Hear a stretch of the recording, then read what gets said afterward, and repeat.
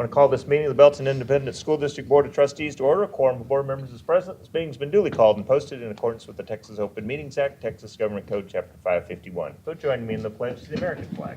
I pledge allegiance to the flag of the United States of America and to the republic for which it stands, one nation under God, indivisible, with liberty and justice for all. And the Texas flag. Honor the Texas flag. I pledge allegiance to thee, Texas, one state under God, one and indivisible. Thank you. You may be seated. Although at this time, the board will be going into closed session to discuss personnel. We will be back in a little while. Any items from the consent agenda you'd like pulled for discussion? Hearing none, let me identify those issues. Those items, we have the minutes from the May 15th regular board meeting. We have the unaudited report, financial report, excuse me, for the month ending May 31st, 2017. We have the gifts, grants, and bequests. Can you put that up on the board? That's on page 40, please. We certainly want, this is a report only. We don't need any board action, but we want to say a special thank you to the Waco Rotary Club, the Cheer Boosters, and the Lakewood PTA and Sparta PTA for their donations for our students. We have expenditures over $50,000. These are budgeted items, but they do require board action. We have this first school bus software tracking system. The total cost of the Tyler Versatrans system for the first year of implementation is $109,857 and will support 29 special needs buses for the 2017-18 school year with an annual renewal fee of $18,180. Cost of the bus tracking system will be supported with budgeted technology funds. Second item is instructional materials.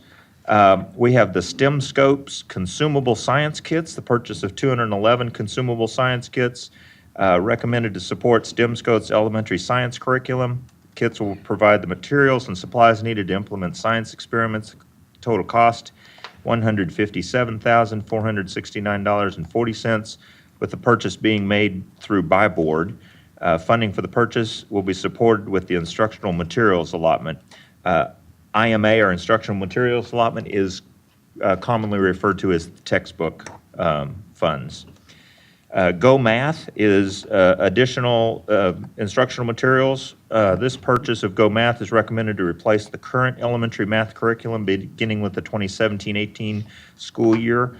Total cost for teacher and student materials from Houghton Mifflin Harcourt Publishers is $276,714.45.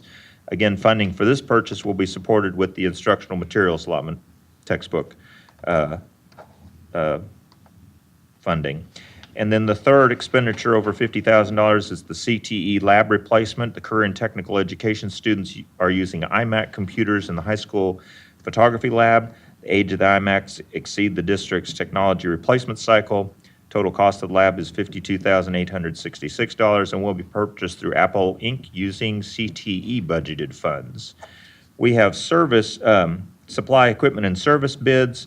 First one is apparel and uniforms, accessories and supplies, RFP 170574316 is to approve the vendor list for apparel and uniforms, accessories and supplies. This contract will be effective July 1, 2017 through June 30th, 2018 with 3 automatic renewals 1 year at a time.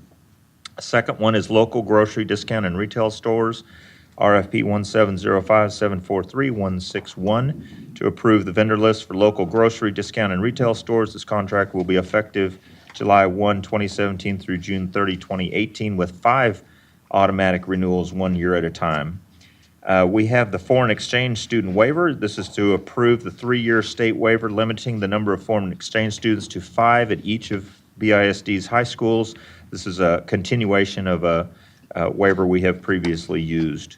And then we have the City of Temple Parks and Recreation Services Department interlocal agreement. This is to renew the child care agreement again for the 2017-18 school year. It's significant to note that there's no cost to the school district, great service to our parents, a requested service by our parents that they pay for, but great opportunity for our students. And then we have the resolution authorizing signatories to conduct banking transactions for the district. We did the depository last month. This authorizes Randy Pittenger, Susan Kincannon, and Phil Haggerty to be signatories amazing how they sign our name. We don't sign checks, but they sign for us. And then we have the resolution designating district investment officers. That will be Phil Haggerty, Chief Financial Officer, and Deanna Clavel, Coordinator of Financial Reporting. We have a memorandum of agreement with U.S. Army Carl R. Darnall Army Medical Center for a school-based health center. This is a renewal, started last year at Belton High School at no cost to Belton ISD. Tremendous service to our students. Has been very well received. Very thankful for their willingness to provide that for us. And then we have the school safety certification. This is to approve the application to the Texas School Safety Center for school safety certification. Our thanks to Robert Atmar for preparing that for us. We'll get a report from him later. That is the consent agenda. Is there a motion to approve? A motion from Ms. Jordan. A second from Mr. Cowan. All in favor of the motion, raise a hand. Passes unanimously. Thank you very much. Superintendent's report? Sure. I think we have time for that.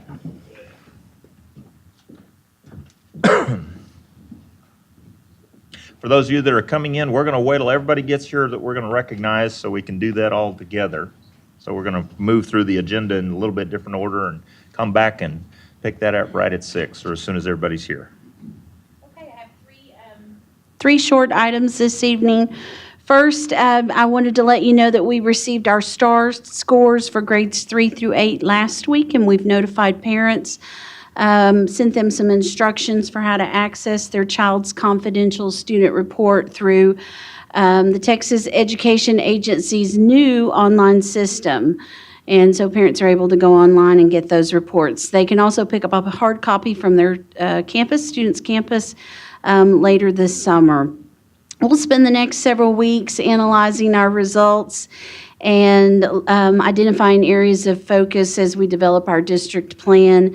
And then once we receive our state results, then we'll provide an overview for the board at that time at a future meeting. Summer programs and activities. There have been several instructional programs that have been held this past month and are still ongoing that I wanted to mention. This evening, we had our new SAIL program, Summer Adventures in Learning, that started on June the 6th at Miller Heights, and that will run through the 23rd. And that was a camp for our students at Miller Heights and Southwest Elementary to provide an enrichment opportunity for them while they learn. Our 5th grade and 8th grade students needing intervention prior to the 3rd administration of STAR and reading or math began receiving its support at Miller Heights Elementary or at their middle school campus on June 6th, and they'll be taking those 3rd administrations on June 20th and or June 21st. Summer school and end-of-course remediation for high school students started on June the 5th at Belton High School, and the retesting for that is June 19th through the 23rd. Who says we don't work in the summer? There's a lot going on. Bilingual pre-K, kindergarten, and our newcomers classes are being held at Southwest Elementary, and those will finish out at the end of this week. Our extended year services for special education students are held all throughout the summer, and those are at Sparta Elementary and at Belton High School. And then we had some really great camps for our gifted and talented students in grades 3 through 8. That was a program we started many years ago, and it's been highly successful for us and our students, and those were held on June 5th through the 16th. And then, of course, our teachers and our administrators have had the opportunity to participate in a number of quality staff development sessions this summer. And the one that I'm especially excited about today is the Writing Institute that started this morning. I was quite envious of our teachers who were in the class today with 3 fantastic presenters from Columbia University. And they were off and running and reading a book and writing today and talking about good writing instruction. So I'm excited for them. And we had about 75 teachers who gave up a whole week of their summer to participate in that training session this week. It's really good stuff.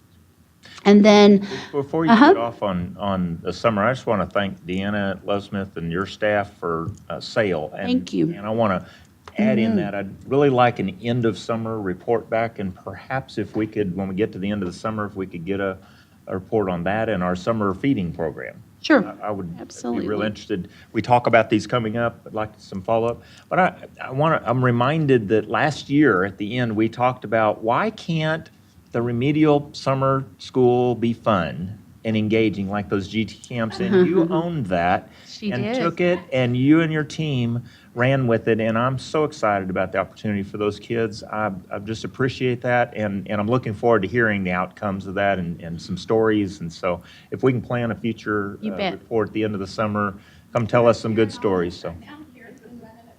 Kira was actually bragging to me prior to the meeting and telling me how wonderful it's been. Well, let's hold that. It's not You on got our it. agenda. You got it. But I'd really like a future report on that. And again, just thank you for taking a dream of why can't, we asked the question, why can't that be fun? Like the GT camps that you referred to that are so popular. Mm-hmm. And in fact, it can. So I'm excited about that. Thank you for doing that. Great. All right. Thank you for providing that recognition. Update on our elementary school number 11. We're going to have to name it too. We're continuing to plan for the school. O'Connell Robertson has been quite busy in our district this month and working with user and staff groups to refine the design of that campus, and that work is moving forward very nicely. We're also continuing to work closely with the City of Temple in the planning process for the new school. The city is moving forward with planning for improvements on Poison Oak Road, and I have committed to them that I will recommend that you donate the right-of-way at our site to the city at no cost in order to facilitate the needed improvements. And so I'll be bringing that recommendation to you for your consideration at a future meeting when we've identified exactly what's needed there. So I wanted to let you know that I made that commitment. All right, Well, that's all I have. Thank you for continuing to work with the city. Obviously, it's in our best interest. It's in the best interest of the city for us to be working together, and it's good to know that the City of Temple is continuing to support that site as a school site for elementary number 11. We're going to have to Number find a 11. name eventually, and that they're being proactive in getting some planning for Poison Oak Road, which we all know needs to be needs some renovation. So He's a great partner. thank you for working together with them. So great. Thank you very Thanks. much. Anybody have any questions or comments? Well, we're still not there yet. Todd, you're next. We're going to keep going through until we can get all of our recognitions here. He probably wants and then me we'll to back up. start. You want me to You wanna start? John? Okay. I will do it. I would like to recommend this evening our new principal for Belton New Tech High School at Wasco, Ben Smith. Ben has been with Belton ISD for 10 years. Oh, he's hiding. He's back there. Come on up, Ben. Come on, Ben, stand up and come up here. Don't hide. You dressed up. You got to come up here. Dressed up in the summer, man. I'm impressed. Come on. Ben's been with us for 10 years. He's has been a teacher, a coach, an assistant principal.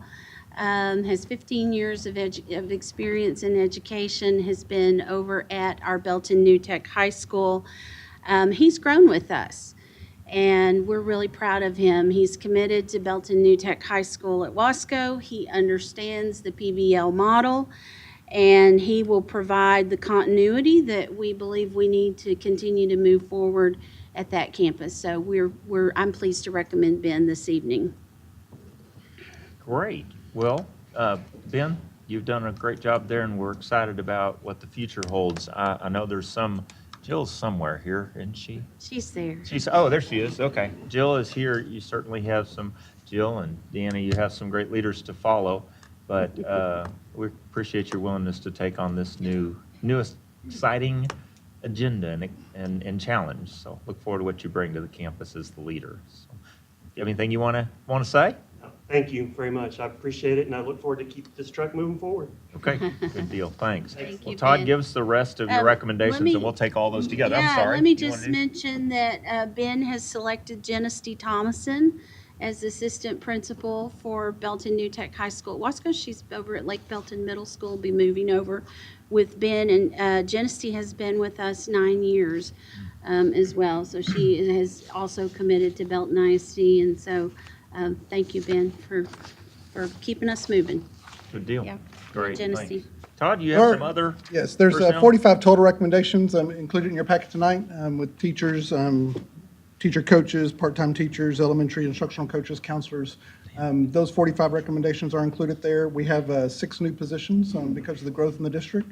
And we have several Belton ISD graduates that are part of the packet too that we're hiring up. That's Courtney Brewer, Amanda Cruz, Nicole Fritz, Melinda Herning, Aaron Pitt, Jenna Roach, Hosea Smith, and Justin Truitt, all of Belton ISD graduates. So we're excited to have them come back and work with us.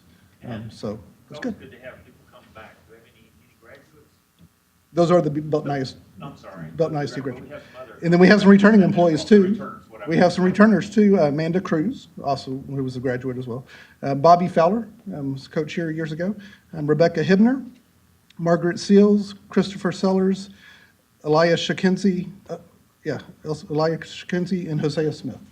That's great. So it's, people leave and then they decide maybe it's better to come back home where they belong. Like it here in Belton. Always good to have them back. That's great. We have 32 open positions right now.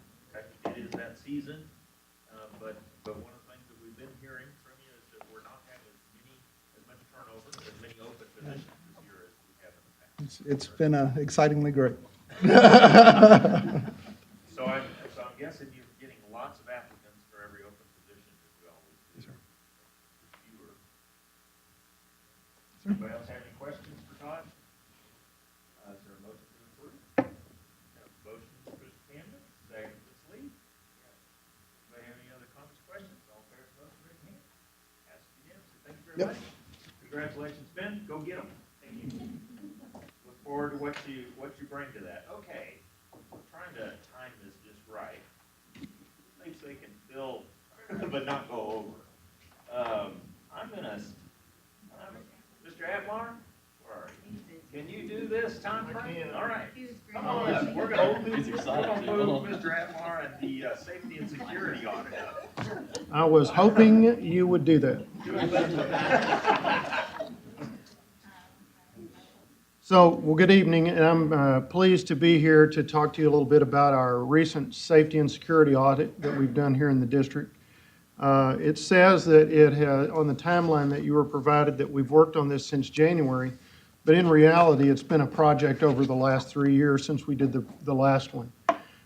We take safety extremely seriously here, and we make every effort we can to be on top of any safety issues that we might have all the time. That's a very proactive process, and we work hard continually. But this most recent audit is required by Texas Education Code 37.108. Districts are required to audit their facilities every 3 years. It's, like I said, we try to make it a proactive process so we can assure a safe and secure learning environment for everyone. And we've done that process based on the requirements of the Texas School Safety Center and also using a template and a process that they recommend. So if you look, we have a timeline that we followed since January, and all those steps there were steps that were a part of the process either for the campuses or for the district, and all of those steps were also reviewed by our District Safety and Security Committee. And that's usually after the campus committee has done what they needed to do to make the step happen, and then reviewed the results of that step as well. So I won't go over every single step of the timeline, but some of the important ones were forming the audit teams on the campuses, doing the facility safety and security checklist, which consisted of over 470 questions that campuses went through and filled out as they audited their own facilities. School safety and survey, climate surveys, we did those. I've sent results out to the campuses from those. And then on-site visits, I want to give a shout out to Mike Nielsen. He went and helped me do those on-site visits, and also our SROs were involved in those visits, where we talked about what the campuses saw as concern areas or areas where they felt like they'd done an excellent job. So they were very helpful in those. We took quite a bit of time to go and visit all the campuses. And then finally, now the last step in this process is this report to you. And then I'll fill out online questions from the Texas School Safety Center, and I'll submit that. So concerns that came out of the, I'm sorry. So this isn't something that we officially take action on, though. No, this is a report But on, we do acknowledge and receive the report. right. We don't have to take any action on it, though. to That's submit. correct. Okay. Some of the results of the audit at the elementary level, campuses would like to see some more security cameras. For one thing, security cameras were really kind of a theme across the board. Everybody would like to have some more security cameras, particularly in areas that are outside or that are areas of the campus that are major traffic areas and that don't have maybe as much surveillance as they'd like to. So that was sort of a theme everywhere, security cameras. Fencing, some fencing to secure areas of the campus from people being able to come in and out. Other fencing to secure areas to keep students out of places they don't need to be, like around air conditioning units. That was also sort of an overarching theme, the need for fencing. And then finally, I thought this was especially good. The desire by our campuses to continue to work on CHAMPS expectations with our students and on school climate overall. So Great. that's pretty much it in a nutshell. Well, I would just say it's really good when you read all those questions.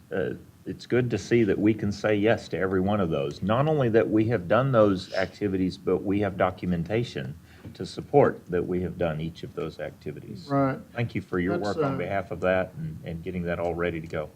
Yes, that school safety certification piece Yep. has been a continuous project pretty much for the last couple of years. Right. That And, piece we did approve. That was in our consent agenda. Right, and I think, though, that that's a good thing to end on, because I wanted to be sure and say that we have so many things in place regarding safety. You know, I go to safety meetings every year, and I'm always very pleasantly surprised to be maybe even one of the only ones able to hold my hand up in the room and say, yes, we do that, when they ask in general questions. Good, great. Well, thank you. Appreciate that. Anybody have any questions for Shamar? Thank you for your work on behalf of keeping our schools and our children and our staff safe. Thank you. Appreciate that. Okay. Deanna, can you do 2 minutes?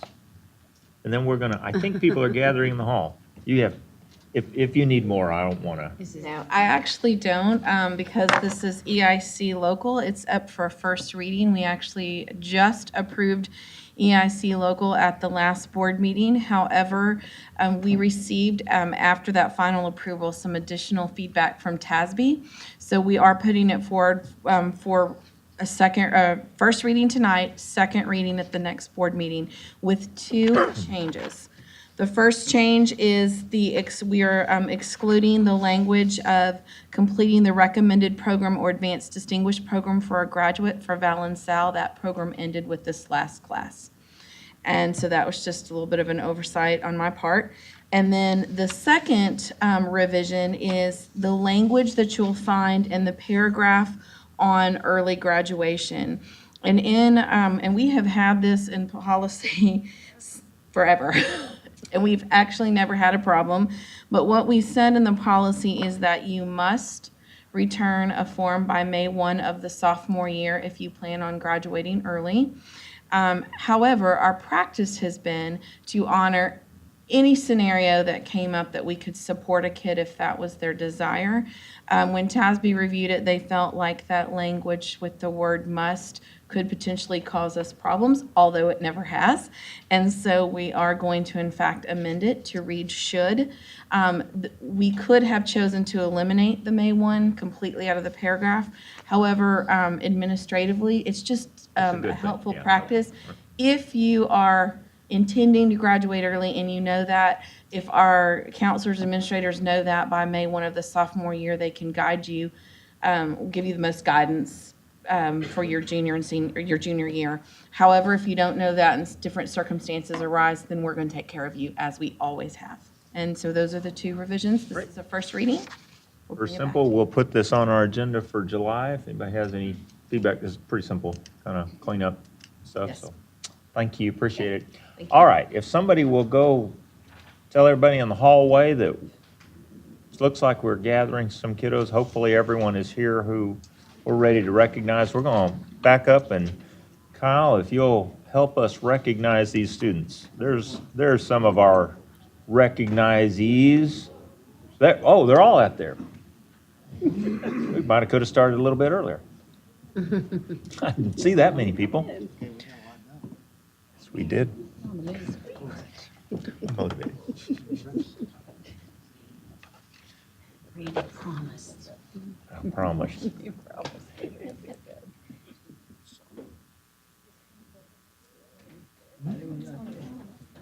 Come on, front row's a great place to be. Come on. Come on, George. Don't be shy about the front row. You said no. Love to have you. Front row's the best pictures.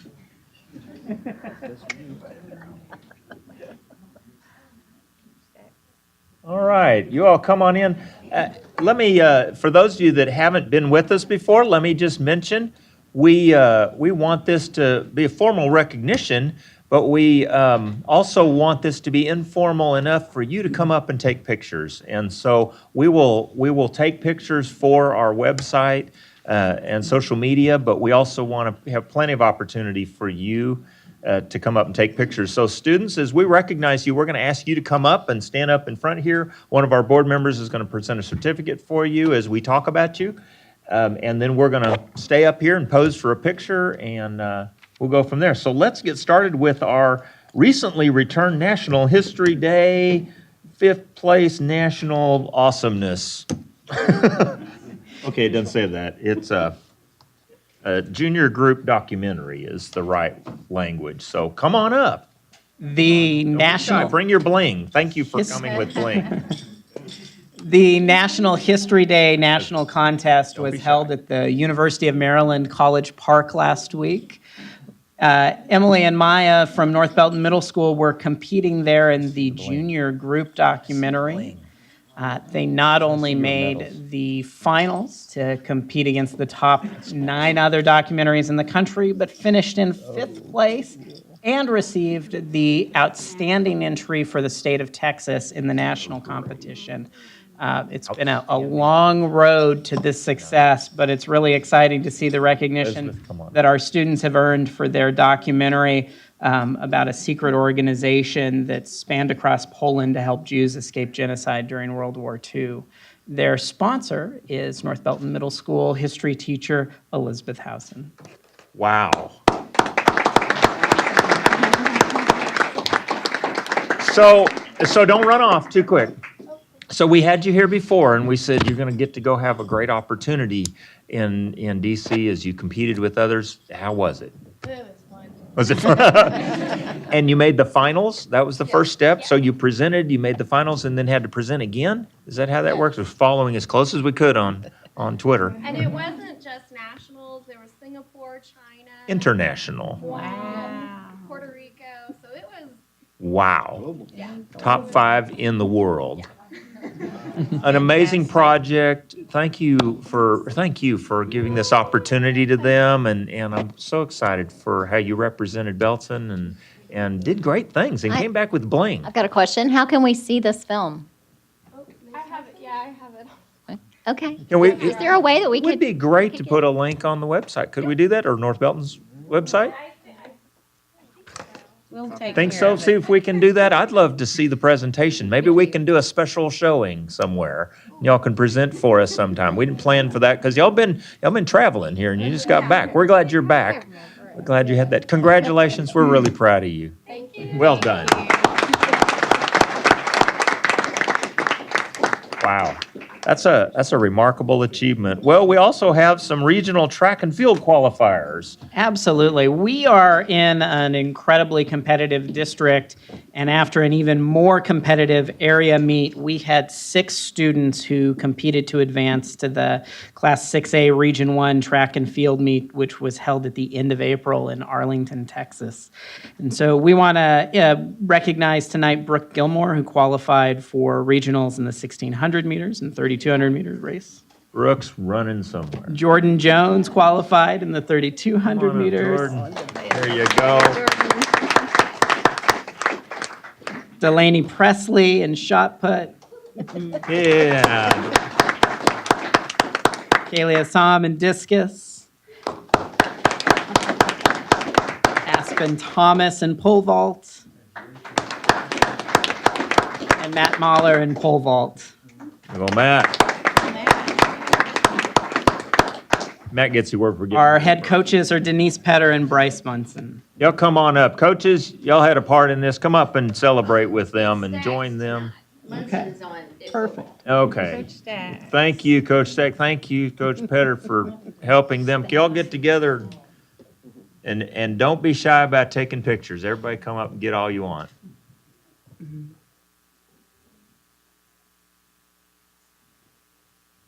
It is. All right, how are we doing? I can't see.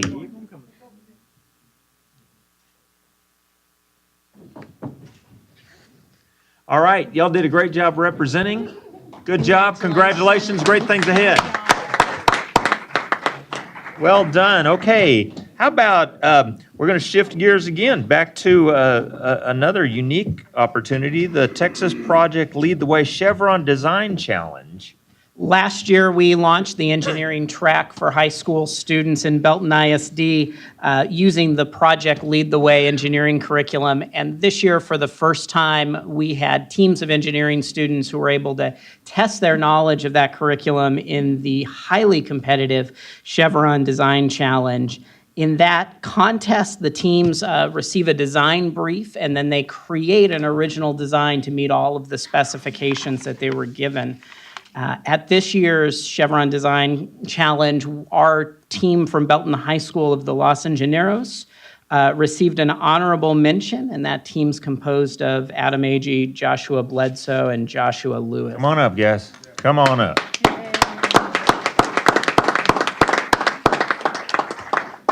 It's a new opportunity for our students, and y'all did well. I think our first competition with our. This is our first competition? First time? First time. Yeah. First time, did really well. All right, y'all pose up here. Let's get a good picture. Orange, you glad you got a shirt? Okay, sorry. Wanted to get you to smile for the pictures.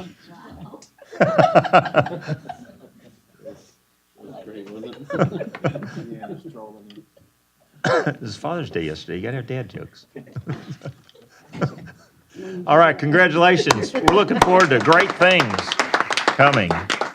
All right, well, shifting to a fine arts, we have the outstanding choir soloist in the world. I'm convinced. So tell us about Adrian. We're really excited tonight to recognize Adriana Hernandez as a 2017 State Outstanding Choir Soloist. To understand what it takes to get to this point, you have to audition and be selected at each level leading up to the state solo and ensemble contest. But then at the state contest, you not only have to earn a 1 for your performance, but you have to get a gold medal for your solo. And then on top of that, from that little slice of student musicians who receive a gold medal at the state contest, they select a very small handful of outstanding soloists. And that would be Adrian, who a judge said of all the students who competed in the entire universe of the contest, this is the best one she heard. Is that right? She or he, I don't know. A she. The very best of the best. at stake. Adrian Hernandez.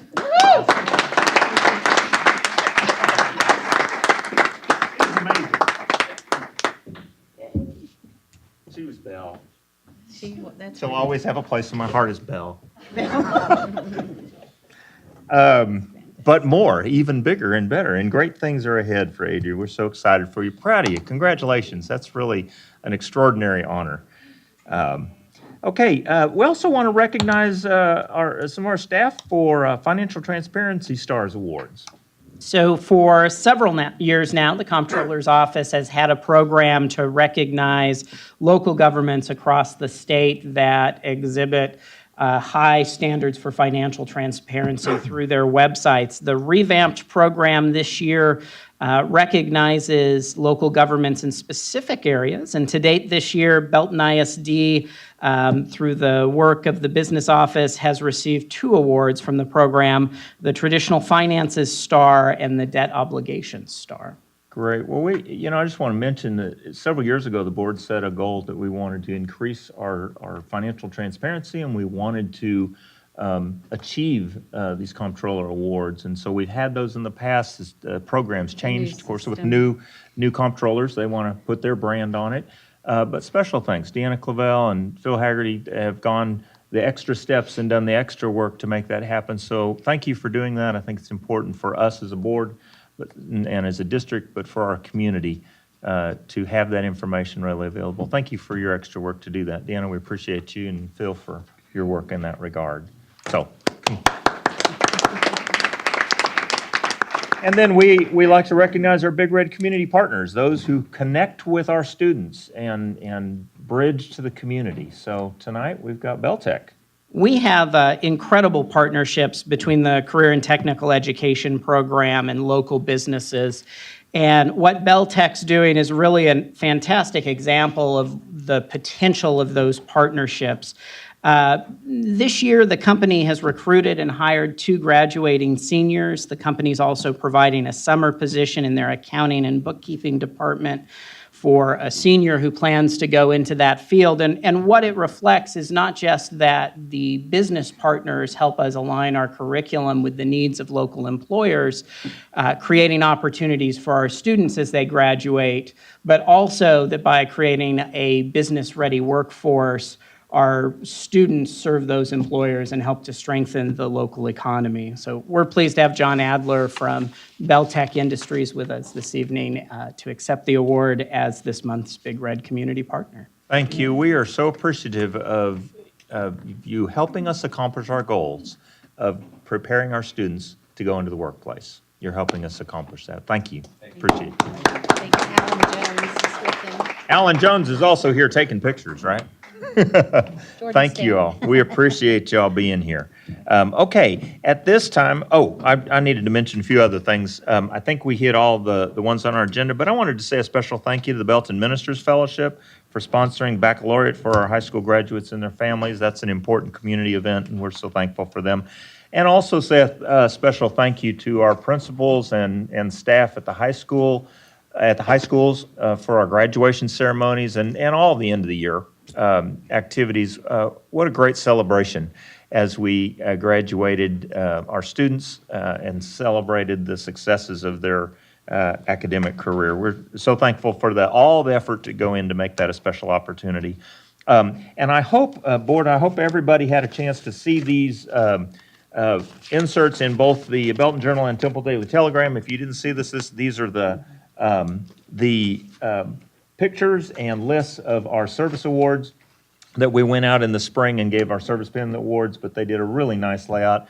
Todd, thank you to you and your staff for making that happen. Great way to honor our staff for that. Appreciate that.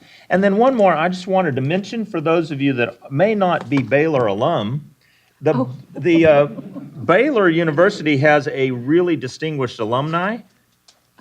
Our own Dr. Kincannon is the featured alumni profile in this month's, and this is a really an impressive profile of one of their distinguished alumni. A really neat thing. I wanted to mention the one.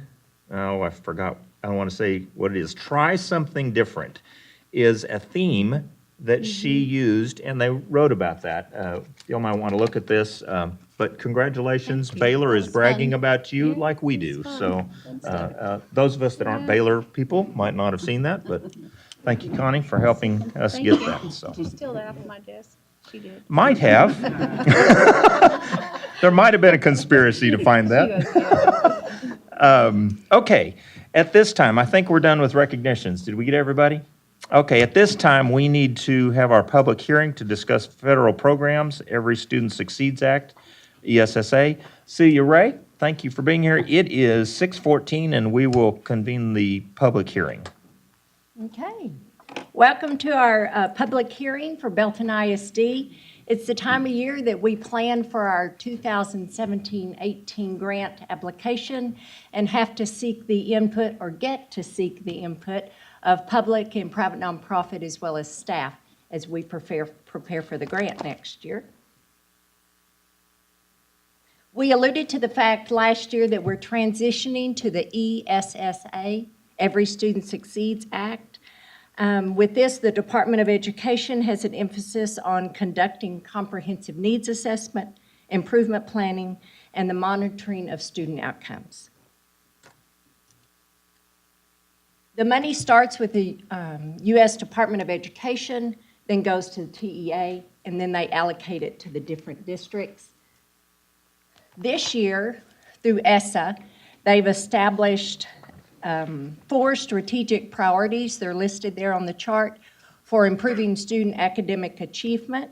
We will review our needs assessment that we have had the process of doing for our district and campuses, and we'll align our activities with these strategic priorities. We have 9 Title I campuses for our district next year. And Title I funds provides assistance to districts that serve high numbers and high percentages of economically disadvantaged students.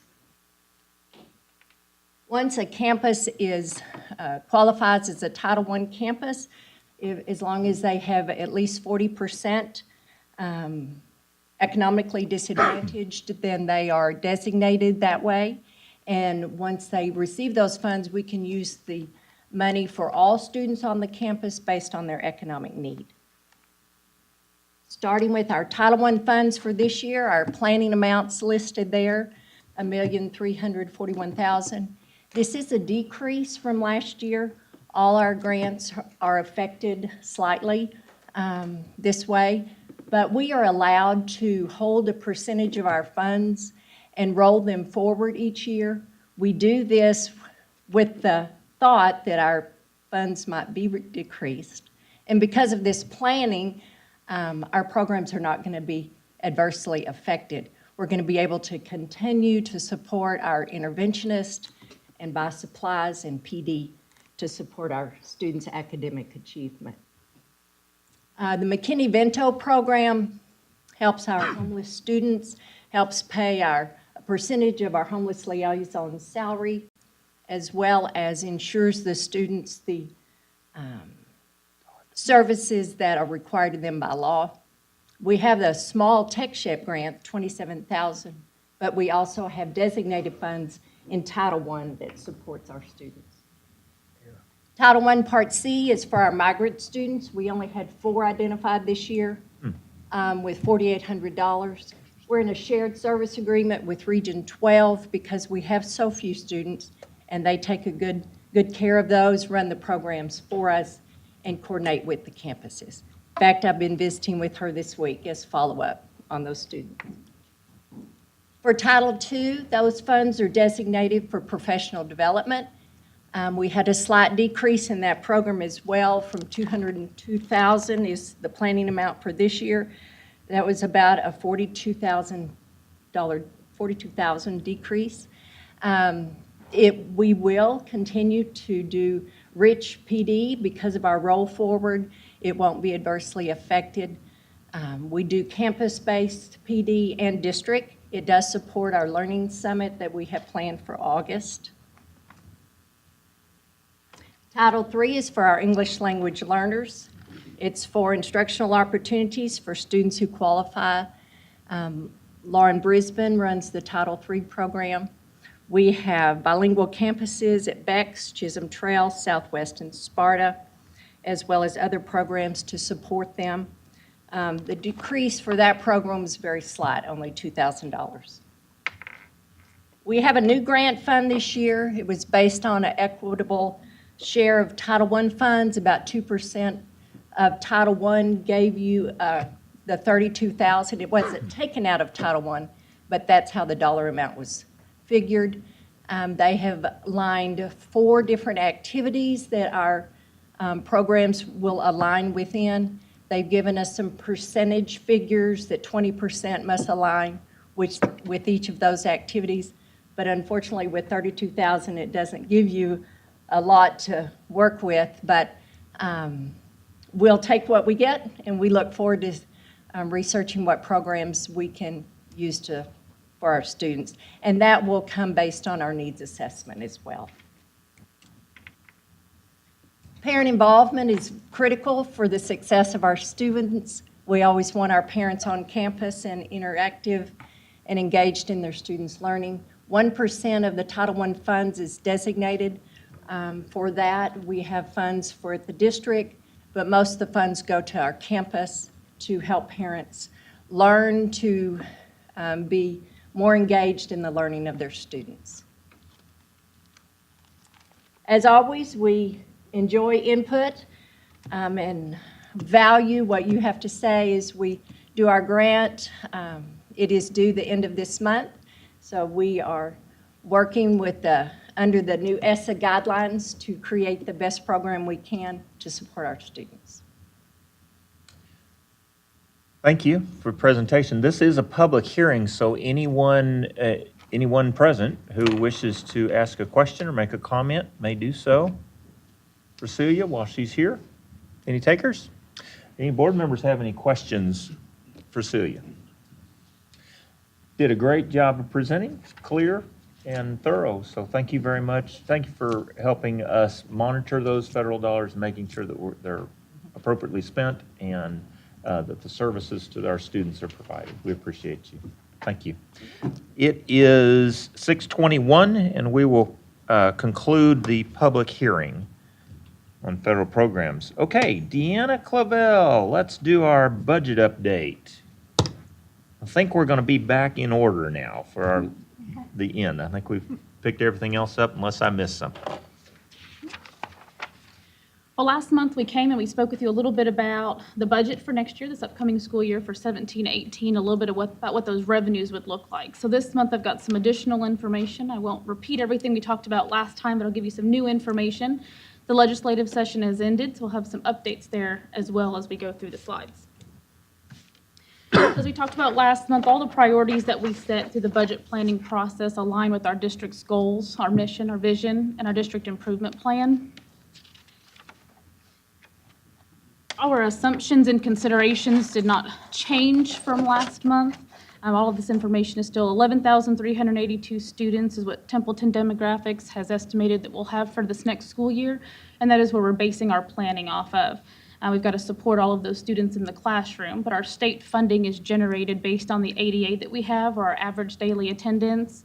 And so based on that enrollment, we should have about 10,643 ADA to support our funding.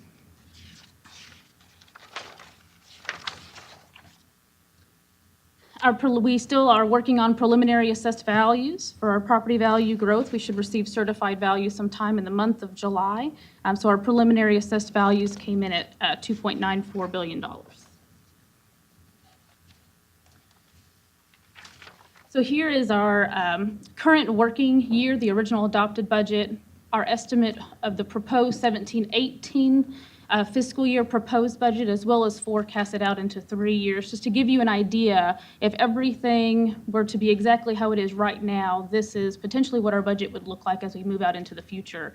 And you can see here that our student growth has a steady incline. We'll have some additional students as we move forward, and by the year 2021, that fiscal year, our M&O, our maintenance and operations, our general fund budget will exceed $100 million to support the district. Some information about revenues. So our revenues are generated based on our ADA. But we receive that funding in increments throughout the year. The state doesn't pay it to us all at the same time. We receive that based on a payment class that they define for us. Our payment class for Belton ISD is payment class 2, which means that our money is split throughout the year. We don't receive it all up front. So we receive about 22% of the state funding in the month of September to start the school year. We receive 18% in October, about 9.5% in November. We do not receive any state funding for the months of December through February. Then the state picks back up again in April to support us with state funding. Part of that methodology and what they have there designed in that is districts typically receive the majority of their tax collections on their property values or M&O collections on our $1.17. We receive those between the months of December and April, so our cash flow is not affected by that. We still have the funding coming in to support it, just from different places. So then how does it finish the year out, percentage-wise? So in April, the state funding is at 7.5% in April, 5% in May, 10% in June, 13% in July, and 15% in August. Wait, what was July? 13%. 13 and then 15 in August? Mm-hmm. And August is the one that the legislature likes to play with, to delay until September so they can play accounting tricks with their budget years. So sometimes that one in years past and will again in the future be pushed forward, right? On their end, but that doesn't affect us. We'll still receive our percentage of that, but that won't impact us and when we receive our funding. They'll true up any balance remaining once we close out our year. We'll receive that funding usually in October of the next year to true us up and make sure that we've received all of our revenue that we're due for the district. Good question, Mike. Mike had asked that clarification question. Good question, how we get paid from the state and our local revenues from the appraisal district. Good, thank you.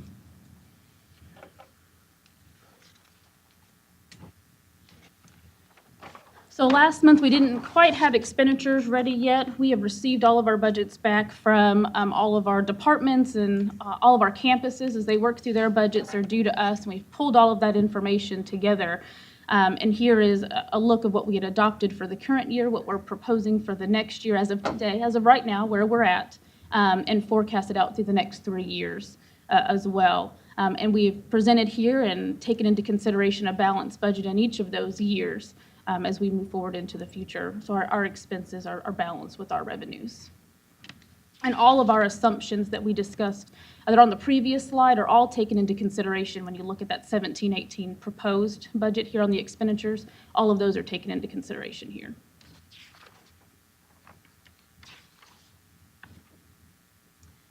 So the legislative session ended. We talked briefly about some of the things that the legislature was working on for us last month. The legislative session has ended. Unfortunately, they did not go through with the items that we were watching and kind of hoping for that would help and support us and provide some additional funding. Did not pass, did not make it through. They died there at the end. And so some of those things that we were watching were the new instructional facilities allotment, and that one actually did pass, the $250 per ADA for new instructional facilities allotment.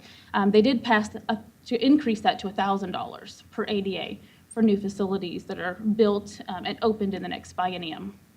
That is something. Hopefully they'll carry that over to the next biennium when it'll affect us. Correct. So those are only for the biennium. So the next legislative session will be watching to see if they continue moving forward with that as we get ready to open our new schools so that we could take advantage of that. The legislative session passed a change to TRS care.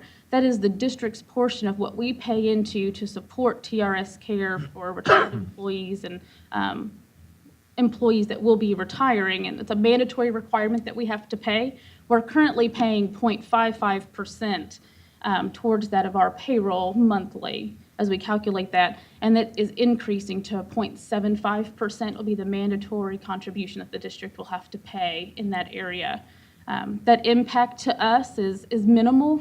When you look at it on an annual basis, it's only about $230,000 to us annually, but it is an increase. It is something that we have to support It does impact some of the decisions that we make in other areas as we work through our budget. They also passed a new school bus seatbelt law. That was Senate Bill 693. And that will require that any newly purchased buses moving forward will be required to have a 3-point seatbelt installed on them. So when we start looking at new school buses for next year, we'll get quotes with and without, so we can evaluate that cost to the districts. We have an idea of how to plan for that moving forward as well. There is a local This is an issue that has come up for many years, but it was funded, but then withdrawn funded. And we've continually been waiting for them to fund this. It is clearly an unfunded mandate, Correct. but at least from my perspective, the time's come. And I think it probably, I don't like unfunded mandates. I wish they would fund it. But this is one that I'm kind of glad it's finally, we're just going to need to do it. It's time for us to move forward, in my opinion, and so I look forward to you bringing those recommendations as we purchase new buses. We'll look at those with next year's purchases, and then we'll phase those in. So it will take some time for all of the buses to have seat belts, but we'll get started on it. Just as a reminder, this is a little off the budget subject, but it applies. We have a 15-year cycle where we committed several years ago to not letting any of our route buses get older than 15 years. And so you can do them all at once, but there's some retrofitting issues, but that's our life cycle. It's not like we keep them for 20 or 30 years like some districts do. We said 15 years is the max we want them on the road. So we made that commitment many years ago. I don't remember when, but that's worked out well. Anyway, unfunded mandate, wish they would fund it. I'm sure y'all will find a way to fit that in the budget. We will work on it. Okay. Senate Bill 1 passed, which is the budget. They did pass, that's a requirement for them to move forward and be able to close the session. They did increase the Austin yield. The Austin yield is a small percentage that they use, a dollar amount that they use per ADA based on the Austin wealth to make an attempt to kind of true us up and make us equal to Austin. It only affects a small percentage of our state funding. It applies to the Tier 2 Level 1 funding that we receive, which is the 6 pennies above the compressed tax rate, which is $1.04. So it's only based on those 6 pennies. We are at $1.17, so we are receiving all 6 of those pennies, the golden pennies as they're commonly referred to very often. But we do receive all of that, so we are able to receive the increase that goes to $99.41. It is minimal, but it is something, and they are providing some additional assistance. It is phased in over 2 years, so the first year of the biennium, it increases to $99.41. The second year of the biennium, it increases once again to $106.28. So we'll receive another small bump in the second year to support those 6 pennies in our funding. That's small things for small things. So as the legislative session was coming to an end, there was kind of some buzz regarding a special session being called if certain things didn't pass through the legislation. The governor did call a special session to begin on July 18th. The agenda was released, and school finance reform is on that agenda to start on July 18th. It's item number 5 on the agenda. I'm not 100% sure whether or not they're going to go in order of the agenda, but I know that the sunset bills is a requirement for them to get passed before they even discuss the remaining items on the agenda. But we are on there. It is something that's on there to be considered. So we will be watching that. There could be some things that they decide that may impact our budget, may impact what we can and cannot do for this upcoming year. And so we'll be watching that very closely as they go into that session, starting July 18th. Another item that they have on there that they're watching is a potential mandatory increase in teacher salaries by $1,000 a year. So we'll be watching that one as well to see if that will potentially impact us as well. The school choice for special needs students, or the vouchers, is also on the agenda for discussion as well. The special session lasts 30 days, so it'll go from July 18th to about August 18th, somewhere around there, give or take. And so we will know how it ends as we get ready to come and discuss, bring the budget for adoption in August, as we're ready to close out. But we have to have, the budget by law has to be prepared by the 20th of August. So depending on what happens during the special session, there may be some additional items that we may bring back to you afterwards once we have some final decisions made there.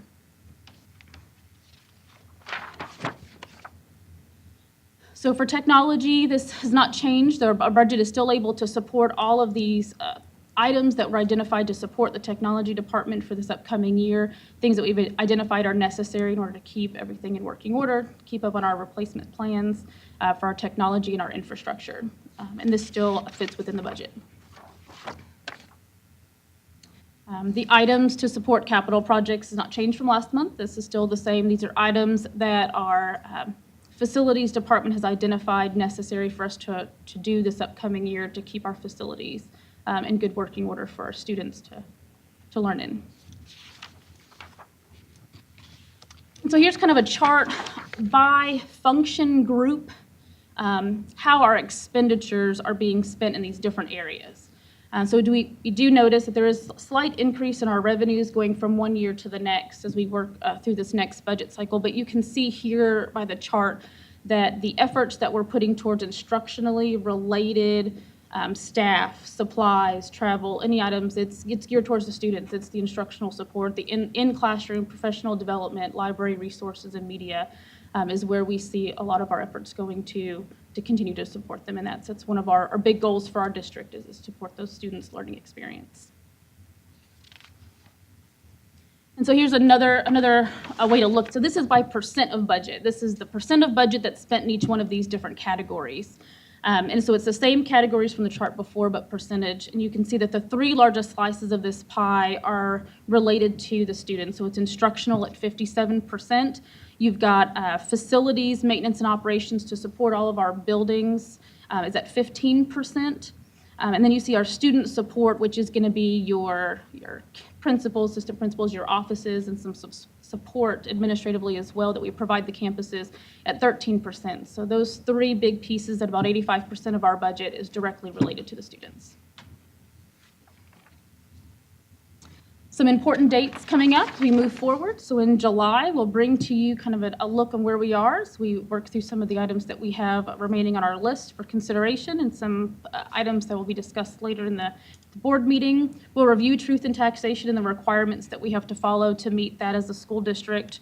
We'll bring to you the Child Nutrition Fund and our Debt Service Fund as we get ready to set a tax rate in those areas, and we'll review what our options and what that will look like. We'll review the rollback tax rate calculations and the preliminary tax rate notice. We may potentially have certified values at that time that we can discuss with you as we get ready to finalize the information that we have.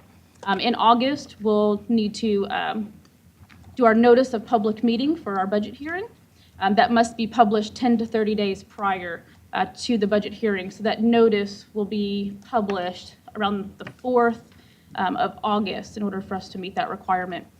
And then at our August board meeting, we will bring you a proposed budget to discuss and hopefully adopt, and a proposed tax rate to support that budget as well.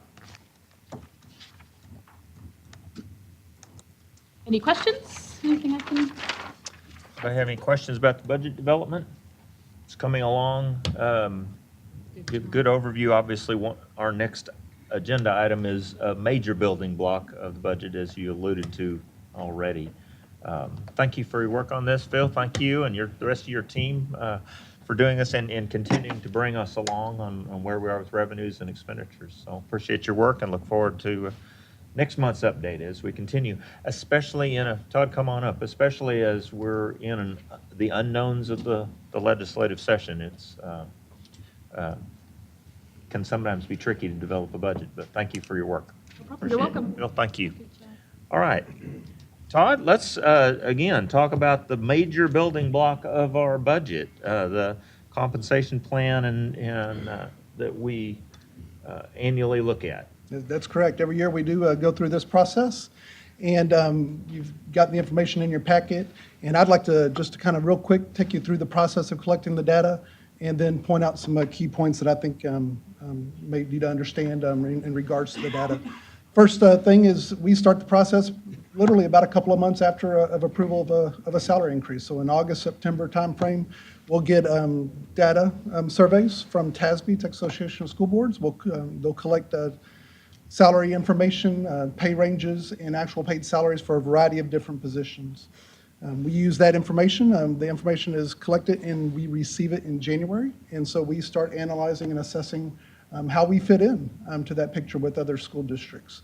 We compare ourselves with 8 comparable districts in the area. It's Temple, Bryan, College Station, Copperas Cove, Georgetown, Killeen, Midway, Temple, Waco. We look at kind of how we compare against those districts. The things we look for is how we compare in terms of actual paid and the percentage of median that we compare ourselves against. Generally, if we fall below 90% of the market median for actual paid salaries, those are the positions that we look at doing additional analysis of as well. Sometimes when we have to look at other organizations, depending on the types of positions, for example, groundskeepers and those types of positions, we may call other organizations to kind of see what they're paying as well, because they have those positions as well. So we look at those and determine where their fit is into our salary structure system, and then recommend changes as needed. We then collect that information and provide it to y'all with recommendations. Some things I'd like to point out in the survey is, first of all, there's different kinds of employees. We have obviously our teachers, we have professional administrative staff, we have paraprofessionals, which is our clerical office staff, educational aides, and then we have auxiliary level employees, which is our maintenance support services, transportation, bus drivers, those types of things. It's important to know that those individuals get paid differently. Some people get paid on a monthly basis, and that would be pretty much everybody that's not on that auxiliary pay schedule. If you're on that auxiliary pay schedule, you get paid biweekly. Monthly employees get their salary annualized, and it gets paid out over 12 months in 12 equal payments. Biweekly employees, they get paid for the time that they work every 2 weeks. Their days schedule is different. Obviously, educational aides, teachers, those types of individuals work 187 days. And so they're 12-month employees, they're monthly paid employees. And so they're going to get paid out through the summer months, even though they're not here in those equal payments. And what's important to note is biweekly employees, they get paid for the time that are work. And so we do have some school nutrition workers, individuals like that work 175 days and so don't work through the summer months. And so they do not get paychecks during those summer months. Being biweekly employees, they just get paid for the time that they work every 2 weeks. Any questions about those items? A lot of different, in an organization as large as ours and as diverse in employment categories, there's a lot of different ways that payroll, human resources has to keep up with all of that. Monthly, biweekly, spread out over the year and not. Right. It's important to note that not every people who are off in the summer aren't getting paid. That's correct. Any of those folks. Yep, that's correct. I'd like to talk a little bit about the health insurance data. If you can get to page 121. So it's just as a reminder, so we participate in the TRS Active Care System. There was a bill that was submitted earlier this year regarding allowing districts to opt out of the TRS Active Care System. That did not pass, that fizzled out. And so districts that are in the system do not have the option to opt out. So the TRS Active Care System is our healthcare options that we have. We've been a member since December 2011. We did get the increases a couple of weeks ago, and you'll see them there in your packet and up there on the board. Increases range between a $10 increase to a $407 increase, depending on the plan option that you're on. 85% of our employees are on the Active Care 1 HD plan or the Scott and White plan. And those are the two plans that saw the smaller increases. I did have a note in there where we look at other districts and look at health plan contributions. One of the recommendations that we're going to supply tonight is a $25 increase. And you can see kind of what that would do on that health and on that survey schedule there. And for Active Care 1 HD, we moved a little bit in health plan contribution last year, was able to offer a free plan to our employees, which was So this will greatly enable us benefited. to continue to offer a plan at no cost to our employees, Yes, which sir. is obviously a really important thing. We haven't always been able to do that, and so the last couple of years being able to do that's been a big deal. So it's been very key for our employees, very appreciated by our employees as well. And so that would allow us, a $25 increase would allow us to keep that free plan on the Active Care One high deductible plan. Jeff, this is kind of your area. What's your take on, I mean, we have no control over this, obviously, No, but, And the fact is, on the TRS plan, as all of them are now, the actuarial data is going to back this up. Right. And now it would have, and I told Dr. Kincannon this, had they allowed districts to opt out, this thing would have spiraled out of control, because the only districts, and we would have had to look at it too, we'd have had to go out, get a health survey, and if we could have done better by ourselves, than we would have, which would have left the TRS plan with the sickest of the groups. which would be terrible. Well, and it would have just spiraled. And the thing is, after districts go out on their own, Belton knows it too, all it takes is a few bad years, and you're back in the same situation. So it was good that they held it. But as far as the increases go, the market is 12 to 15% right now across the board Right. increase. So these rates are. These are, much you can't well compare below. rates. Right. It's like buying a car. Right. But the rate of increase is not even with medical inflation right now. So that's Great. not a bad increase. So while it's an increase, it could be a lot It's worse, below and a lot of market. businesses and employees and other businesses. A lot are of seeing- businesses around here would much love bigger. to have those rates, yes. Okay, great. We, our employees have really appreciated the choice that we've been able to offer since we've been on the TRS They like active options. care plans, because Uh, previously we clearly. didn't have so many Yeah. options. Clearly, they like the options, and it's good. It's a good thing. I'll point out, there's 1,125 individuals that select the healthcare coverage with the district, and about 600 of those are in those employee-only categories between the Active Care One high deductible plan and the Scott-Mont employee-only plan. So in terms of a $375 increase, if that's what's approved, the average monthly cost would be about $5. So. You know, and as a reminder, Todd's mentioned this, $25 increase. We talked about this, I think, last month or a month before, I can't remember, but we've had the ongoing debate. Do you put the money into salary? Do you put the money towards health insurance assistance? And we've kind of come up with a little of both, and trying to spread that out. And again, it's about recruitment and retention of the very best for our students. And so this is what works. And it's market driven also, obviously. Sure. Again, you got the salary data in your compensation packets. I would recommend 2% increase, a $1,200 increase for teachers, librarians, and nurses, and a 2% increase of salary range midpoint for all the other positions, and a $25 increase in the monthly health plan contribution. And you have, just to clarify a couple things. One, you've been working with Phil and Deanna, and these numbers plug into the budget and fit with what they've been using. You gave us some other scenarios, but the 2% of midpoint is the number that works with our budget. The other thing is, and Deanna mentioned the legislative, the special session, governor has said, give teachers $1,000 without any additional funding. You know, that kind of puts us in limbo, and I know there's some districts who are trying to decide whether to do anything.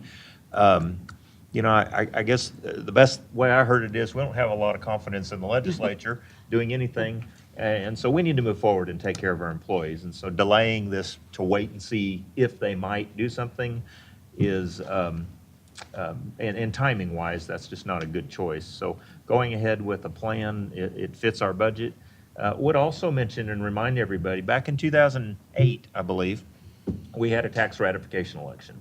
And our community, we told our community at that time we were going to do the TRE, where we would increase our maintenance and operations tax rate to $1.17, those funds would be used to supplement additional funding for our employees as possible, as we could, as much as we could. And our community supported To that stay overwhelmingly. competitive. And allow us to remain competitive and continue to give annual increases if the budget would allow, obviously. Our budget does allow that, and so this is an opportunity for us to do that. So I appreciate the work on this. I think it's a good plan and kind of fits with what we have talked about in the past and where we've been. Does anybody else have any other questions or comments? Well, we have a recommendation then to adopt the, I don't know exactly how to say this, to adopt the 2017-18 compensation plan and salary increases as presented based on a 2% of midpoint at each category and a $25 increase in healthcare. We call it Monthly contribution. contribution. Thank you. Couldn't get that word out.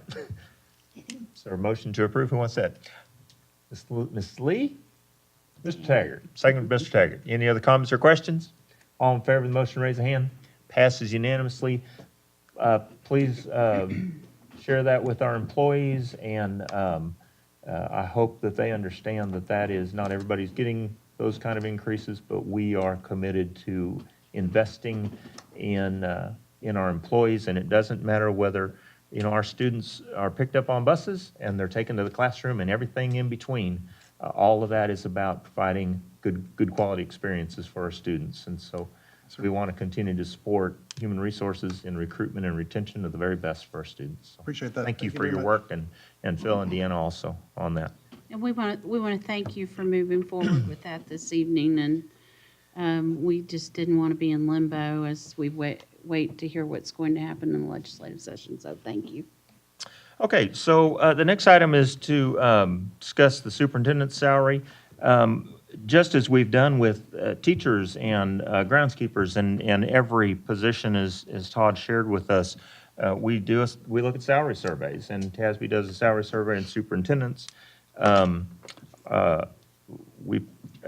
a salary survey and market analysis, we should do a larger increase. By performance, we should do a larger increase. I will remind everybody that back in February, we completed Dr. Kincannon's evaluation and noted at that time that the board felt that she was doing an exceptional job in meeting all of the goals that we had set. And we extended her contract at that time to keep it as a 3-year contract, and would make it even longer if we could, I guess. But very thankful for your willingness to continue to serve in that capacity. But we deferred salary consideration until now, as we do typically, so that we can know where we are with budget. It's notable that Dr. Kincannon has asked us not to give her a raise more than what is being done with other employees, even though the market salary surveys would indicate that that would be appropriate. Dr. Kincannon's doing an excellent job for us as a board. We believe that, and we're very thankful for your willingness to stay here. But it's my recommendation that we do the same 2% midpoint that we used as a standard for all of our other staff, that we do a 2% increase for Dr. Kincannon. So it's my recommendation. Is there a motion to approve that recommendation? I have a motion for Ms. Jordan and a second for Mr. Taggart. Any other comments or questions? All in favor of that motion, raise a hand. And that passes unanimously. And again, I'll say thank you. Thank you to you and your commitment to this district and this community, and to your fellow employees. Thank you very much. I appreciate it. Mr. Pittenger, if you don't mind, I'd like to echo your thank yous and just tell you, Susan and Dr. Kincannon, how grateful we are for you. We've recently come from some sessions over in San Antonio where we had opportunities to visit with some of our counterparts, and it's very disheartening for them, but heartwarming for me to know that they go through superintendents like it's nobody's business. I believe my president shared with us that superintendents normally stay about an average of 3 years. You've been here 4 years. You've been here 6 years. Lots of tales of woe listening to folks talk about how difficult it is to find a quality superintendent. We've got the best of the best, y'all. Y'all have no idea. We've got the world's best. And I'm not going to say county. I said world's best superintendent. And I really appreciate all that you do. I will tell you that I sat in a session where a brand new superintendent who'd only been there a year, I won't even name the school, but he spent a lot of time talking about how I came in and I changed the culture and I did this and I did this. And I've been on this board for 4 years, and I have never heard Dr. Kincannon talk about what she does solely and alone, because I know it takes a team. She's got an immaculate team, and we're just grateful for all of you guys. So thank you so much. Thank you. Thank Appreciate you. Well said. Thank you, Sue. Okay. Jared, you want to follow that? No. Sim Amy. Well, I don't know. Come on, Jared. Let's talk about schematic design for comprehensive high school number 2.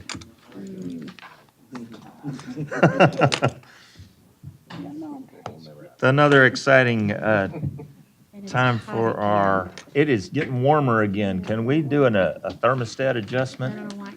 We need some air circulation up here at the front at least.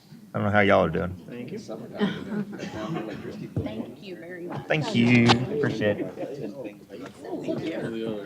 Is this what we have electronically? Sure is. Okay.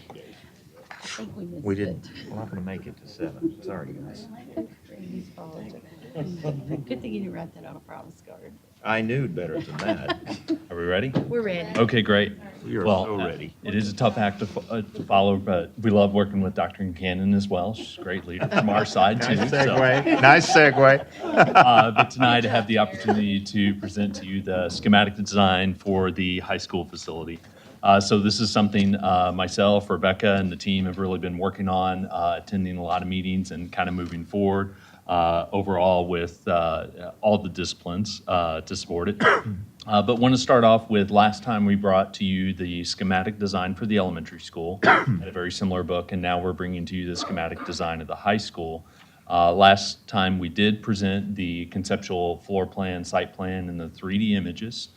So we're continuing to move forward on those designs and starting to get into the details with the consultants. So you see here the overall concept of the site plan building, which has not changed. We've started to continue moving forward on the design of the floor plan. So this is starting to get into Revit, which is our software system. Coordinating with consultants, having additional meetings with the user groups, and starting to work through the details from outside of the global picture about where the right place is to where's the front of the classroom, the casework, how does this space want to work best for Belton ISD from that perspective. And then as well as starting to get the information regarding the exterior design and moving that forward and really taking a journey from schematic design, moving in towards design development and ultimately contract documents. Along with us on the journey is the construction manager at risk, Bart Lecoq. They're attending a lot of the meetings, not only in terms of meetings with the district, but we'll have meetings with our consultants, and we'll be talking about, the really minute details, and they're there to provide input. And we're polling them and making them work just as hard as we are along the process going through there. But the book you do have in front of you, and it was shared with you electronically. It's the same information that's in between the two segments, between the two items, but really represents the culmination of the schematic design process. So this documents all the information, not only the architectural systems that we presented last time, but then the engineering systems as well. Represents the discussions that we've continued on. A lot of them are very similar as with the elementary school, but a lot of them are very different because the high school is a much larger facility. There may be different decisions that want to be made along the way. And we'll go through some of those. But same information, so front half of the book contains all the architectural and engineering systems, and kind of the back half of the book is all the meeting minutes that really document all the conversations that happen to get here along the way. So really wanted to spend tonight running through some of the highlights of those supporting engineering systems. So from a civil engineering perspective, we talked a lot about the site last time and how it actually steps down over the 20 feet. And as we're doing that, we're really still looking at getting balanced site grading so that we're limiting movement of soil on and off site. But we're looking at doing on-site drainage facilities to support the BMPs required by the City of Temple. So we'll probably end up with a couple detention ponds within the design that are at the low points. We'll try and balance that with using some of the fields and those kind of things as natural drainage elements also within there. Landscape, we will be looking at the specific requirements of Temple and trying to meet those the intent there. We had a meeting today on landscaping as well, and really talked about the difference between the... Have quite a bit of interest in that one, and be happy to take a waiver request to the city if we need to keep from having to waste money on unnecessary. And there's definitely a minimum requirement, and we talked about that today, and then talked about, what is the district desire from anything above the minimum. And so we're evaluating that, and we'll continue to present information. The city, from what I saw today, the city's requirements are reasonable. Yes. So we should be fine. Yep, so we'll have the same discussion as we move forward on the high school site. From a structural engineering system, we are looking at doing, here on site, there is limestone relatively close to the surface of the soil. There is some clay fills in there, but we are looking at doing a slab on grade with drilled piers would kind of be the base assumption. There is the option that we could go with shallow foundations here on this site. So we're trying to explore that more and look at the final cut fill and see if that's a plausible option, which would, in result, mean less money spent on the building and more put into the classrooms. We have. I couldn't tell you the number, but probably around 45 of them. So, but we are here looking at doing a structural steel frame with metal stud backup for the primary superstructure system and backup. The contractor has recommended that we use tilt wall for the gymnasium due to the height and just lack of openings within that. So we're starting to make sense there. And also getting their input on the life safety side of way deep in the details, but a 1B classification so that it's all one building and there are no firewalls. A lot of discussion, again, that's those detailed conversations we're having with them. We are having discussions on interiors, about floor finishes and materials, and how do we balance that, the maintenance, long-term maintenance and initial cost. And then as we get into MEP systems, we have all the supporting systems here. We are evaluating multiple HVAC systems. We had a follow-up meeting last week and have identified 3 systems and 3 variants, but primarily there's a desire to go to a chilled water system on the high school site. Do you have a, nope, you're good? Okay. So a chilled water system, we are looking at integrating LED lighting and building management systems to support the HVAC system. And right now as well, we're exploring how do we get gas to the site and the impact of that service and the long-term cost of that on that site. Right now, High Point Elementary School does not have gas service to it, and the nearest gas is at North Belton Middle School. So we're evaluating that and making sure that that makes sense overall in the grand scheme of things within the design. Long-term, it seems to do that. And then technology, all those supporting systems to go with it, projectors in the classrooms, displays, TVs, phones, internet or wireless access points, and all those looking at. Exactly, yes, that as well, and locking doors or key card access doors, those type of things. You know, really having that active discussion. We've had the opportunity to meet with local law enforcement and talk about strategies within the building, not only from a how do we manage on a day-to-day basis from the school side, but from the law enforcement side of how they would look at any situation that might occur and get on site. And so.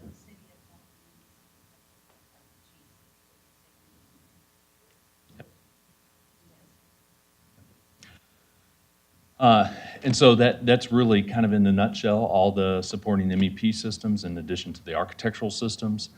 We have provided the information to Bartlett Cock, and they've gone through an initial estimation process, and we're in discussions. But overall, we're looking pretty good within the budget and have a plausible way to move forward. So we're working, that will be an ongoing discussion between now and when the first shovel goes in the ground along the way. So we're trying to maximize that dollar for Belton ISD and get as much into the building as we can. So that's a quick snapshot of the schematic design package. From our side, we're continuing to move forward on the design, so we'll be looking at issuing a 50% design development package on the high school in the middle of July.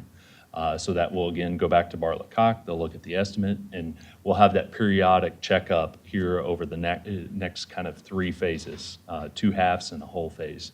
And then we'll look at going out to bid in March of 2018.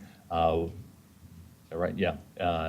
March, into March. So it'll bid through April. We'll be looking at bringing something back to the board the end of April so they can start May 1 of 2018 with construction, have everything completed in 1 phase, school opens, and ready to host at Belton Comprehensive High School number 2. So. A couple of questions real quick. If a fire exit without the elevators, is it accurate as to level? Is it accurate that you can exit both levels on ground level without, so that wheelchairs, for example, in the fire exit. Was asked this question on the design. I said, I think one of the neat things about this plan is there'll be fire exit will be, egress will be easier than most two-story buildings. It will definitely be easier because everything, you'll see on the lower plan, everything there is at grade. And then on the upper floor, everything will have a at-grade exit as well. So egress, primary fire exit egress will be on ground level. We won't have to. So it's a complicated, I just want to caveat, it's a complicated question because when you look at any space, for example, if there's over 50 occupants, you have to have 2 exits. But yes, generally speaking, yes. That is true. So that's kind of a bonus of this design for us, those two-story buildings. Okay, great. Another one, just on a site development, I just have been meaning to put this in somewhere. We have a large number of students who live in that Windmill Farms area that need to be able to have a walking path, a trail to get from Windmill Farms, Lakewood, into the campus without having to walk through.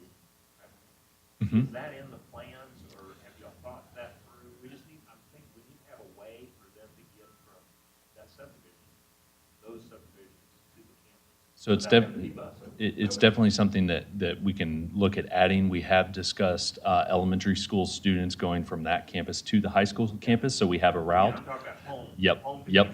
campus, So we can without definitely, having to go through the elementary schools. yeah, we can definitely look at that. Without having to walk through that campus. That they can easily access. It'd be very easy to add it there at, I'd like to see that It's from a not site plan. Starlight, it's- it is Starlight. It's that It road. is Starlight. That main road. It's a, Starlight goes into the, we'd have. to Starlight goes into High Point. Just add it behind the But can you school. do, and then go to the left, west of that? Appreciate it if y'all kind of think that one through a little, to add that to your list of think-throughs. Just, a lot of students live in that area. Yeah. And we need to get them to school. yep, we can definitely do that. I have a question. It may not necessarily be to you, but when will the discussions of colors start taking place, or so that will be, implemented with the plan? Yeah, so you can talk to the building, and I will talk to colors and mascot and the big looming question that we have, right, and decision that we need to make. I'd like to outline a process for us next month and talk about how we make that decision as a team, how the board makes that decision moving forward. But Jared needs that decision to be made fairly soon, so because there will be some branding involved inside of the building that will require color selection. When you say fairly soon, by the end of And the that's year? a question. Told me tomorrow, y'all. Right. She just said she's gonna bring us a plan in July, but the plan is a 3 to 4 month plan. You need it by the end of the year. Towards the end of the year is what we had requested. So it's a fall project for us, basically. Well, we'd like it to be early Earlier, fall, sure. because we want to get this decision made and move Okay. forward with the planning of the building and everything that impacts. Okay. And then from a building standpoint, we'll of course look at the exterior colors about what color of the brick or the stone, CMU, those type of finishes, metal panel, and we'll bring palettes to the district to be able to review. And, we started to have some suggestions here on the renderings that we presented, but they by no means are the final colors. We even tweaked them from last time, just minute things. As we start looking inside the building, we do want to include branding as much as possible. And for example, at the field house, there's the large tiger emblem, those kind of things. The colors are permeated throughout, and it's a way to reinforce the culture of the campus. And so probably in the next month, we'll start looking at finishes and locations and materials and general palettes, and then that will continue to evolve over that next 3 to 6 months from a design perspective, that we can bring here's the recommended material finish palette back for review for the district. Any other questions? Thank you, appreciate that. We need to approve the schematic design. We've had this document, and now we have it in hard copy. Is there a motion to approve the schematic design? I have a motion from Mr. Cowan, second from Mr. Camden. Any other comments or questions? In favor of the motion, raise a hand. Passed unanimously. Jared, doing good work. Thank you for the information, keeping us informed along the way. Absolutely. And so one of the things that we do want to do is continue to keep the board engaged on the other projects as well. So just want to kind of talk real quickly about those. The elementary school, we're continuing to work through those drawings and plans. We're actually issuing producing a check set of drawings today for the elementary school that we'll review with DDs looking to be completed here in July. So we've had a meeting today, in fact, on the elementary school, and those will continue here over the coming weeks to provide that input and making sure we're delivering the right project for Belton ISD. And then actually, there's a mistype there. It's not July 30th. It's June 30th is where we will kick off the Lakewood Gym and Wall Street Auditorium design. So we've already been on site and started to look at those buildings and get it as-built put together, have some initial concepts, and we'll sit with Dr. Kincannon and her staff to talk about those kind of moving forward from here as well. So those will be moving around. We've been working with Lou a lot on the projects and bringing him up to speed, so very engaged on those. So he's got a handle on the entire bond project and the scope and schedule of those, in addition to everybody else that we're working with. And we haven't introduced Lou, but let me do that. Lou Stubbs is our new construction projects manager, and he comes with about 20 years of experience in construction projects, and we're happy to have him on our team. So thank you, Lou. Happy to answer any questions on the other three projects. Otherwise, we'll be coming over the coming We'll months. look forward to hearing about those. Great. That's great. Thank you. Awesome. Appreciate it. Thank Okay, last item is to review the TASB Summer Leadership Institute that we went to, and I wanted to just mention that I heard a comment the other day. We all went to training, and while Dr. Kincannon mentioned about our staff going to conferences and staff development and all that going on, I heard a comment that school boards need to model the kind of learning they want to see in the classroom from our students. And I was struck by the significance of our entire board, the willingness of each of you to take time away from your jobs and your family to go sit in windowless conference rooms for long days to learn and to grow. And I think that that's significant and important, and I want to thank you for your commitment to that, your willingness to do that. I'm going to defer to my colleague on the highlight of the conference for me, but I do want to mention, I followed directions. Our keynoter said, go get a frame and get attitude changes everything. And so I have a frame and I've got it, and I'm gonna find a place somewhere over there so we can continue to look at that and have a reminder that attitude changes everything. Sam Glenn did a great job on that. The other highlight for me, reminder, Speaker Joe Strauss, speaking to us on our legislative update and reminding us how critically important it is for us to advocate on behalf of our taxpayers with the legislature. That is our job. That is our mission, and we are called to that, and I was energized by him and that legislative update. So, anybody else have any insights or ahas? I'm gonna go this way first and end with Sue. Mike? Oh. Got anything you want to share? You know, I'll send my notes. I don't want to go through a whole lot and take up a lot of time. One thing oh, thank you. See, I hadn't been here long enough to know to turn my mic on. One of the big themes I took away was engagement, and you know, a lot of the sessions I sat in talked about engagement, the importance of engagement of our students for one. And we talked a little bit earlier, one thing that reminded me of how we're always ahead of the curve when we sit in these sessions. I think of things we're already doing that they're talking about, other districts talking about doing in the future. And what Deanna talked about with the summer remedial program, you know, that's a great example of a change that really will get students engaged, and they're frankly a group of at-risk students that need that engagement. So engagement was a big topic that I heard in several sessions, the importance of engagement of teachers as well, engagement of the board, which, like you talked about, us being there alone shows that everyone sitting up here is engaged in the process and understands the importance of it. So I've got a lot of other notes, but I took away engagement. Attitude, that I really enjoyed the speaker on attitude. That was very enjoyable and positive, and got a lot out of that. So I might mention a special thank you to Mrs. Burns for getting us registered and taking care of us all. Y'all don't know Mrs. Burns, formerly known as Connie Torres. Congratulations, Mrs. Burns. Well, I have a lot of other things I'll pass my notes But on. the reason I said that is if you have notes and or handouts that you want to share, if you'll get those to Connie, Mrs. Burns, she will share those back out with all of us. That's a great opportunity. Thank you, Mike, for mentioning Thank you. that. Janet, you have anything you want to share? Well, as being a new board member, we had to attend all the new sessions, and several people have asked me, was that just the most boring thing you've ever had to do in your life? And I said, they were long, and it was hard to sit in those freezing rooms for a very long time. But at the same time, what I learned was, we're just taking in one thing after another to the point where we just can't hardly take in anymore. And at the same time, so excited to be a part of that. So I didn't mind it at all. I did not mind being in those rooms for that amount of time. We learned so many good things, so many things about the way the process works that even we didn't realize, and I know probably the rest of the community doesn't really know. I almost wish a lot of people in the community could attend the conference so that people could really embrace and understand how a school board functions and how it works as a team. But it was great, and great experience with all of these people, getting to know everybody. You have a wonderful board here. Thank you, Janet. Appreciate it. Jeff?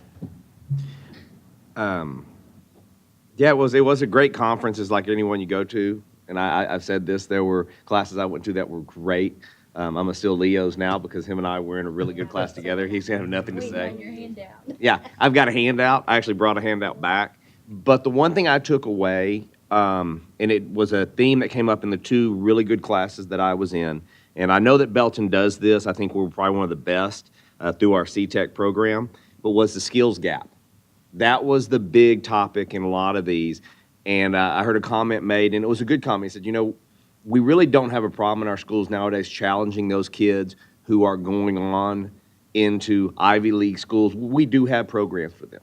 They said, but there's this whole vast area out there of jobs that we can't fill, and these are very high-paying jobs, but we are not putting students out that have these skills. And they went back to talk about in the 60s and 70s, they did have programs for these. These kids were coming out of school with the ability to go into a workforce and not at a menial job, go into the workforce, build businesses, become plumbers. They don't do that anymore. The ability has been lost. They almost talked about a whole generation, that would be my generation, that didn't have that coming out, and so that they've got to get back to that. I think I heard the number was, I don't remember, 6 or 7 million unfilled jobs right now that fall into that skilled gap area that schools have got to get back to engaging those kids that want to do that and who may not be interested in the 4-year degree because that's been pushed for so long that we've left behind some of these that are very skilled, they're very good. The Rocket program, which I'll not go into, they talked, because Leo want to talk about it, but they talked about bringing in kids that, 2 of these kids, one was headed to Harvard, one headed to West Point, but working in order to build their rocket, they had to bring kids in from the shop class because the ones that are going to Harvard and West Point did not have any idea how to weld. They had no idea how to actually build it. They had to do the mathematics for it and how they work together to do these things. That was amazing. It actually gave you some hope. Say, okay, well, maybe we've made a turn in education that we realize we really do need to start developing people that have skills coming out because not everybody wants to go on to college that way. So I thought that part was great. There are some others I went to that they weren't good, but the 2 that I did like, it was a skills gap. That was what I took away from it. Please share that information with Mrs. Burns so she can pass that on. All right, Leo, jump on that. He set you up. Oh, you want Ty to go first? You can go first. Okay, Ty? He's ready. Get my button punched there.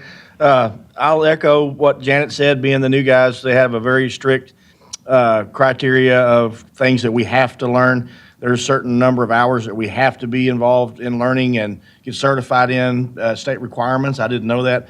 I also found out that there's a lot of other ways. We grow up knowing ways that we can go to jail by doing bad things. I didn't know about being on a school board. There's ways now that I can go to jail too. So I didn't realize I was running for something that could put me in jail possibly. But there's a lady from Huntsville that was our main, I think, instructor, Kay Douglas.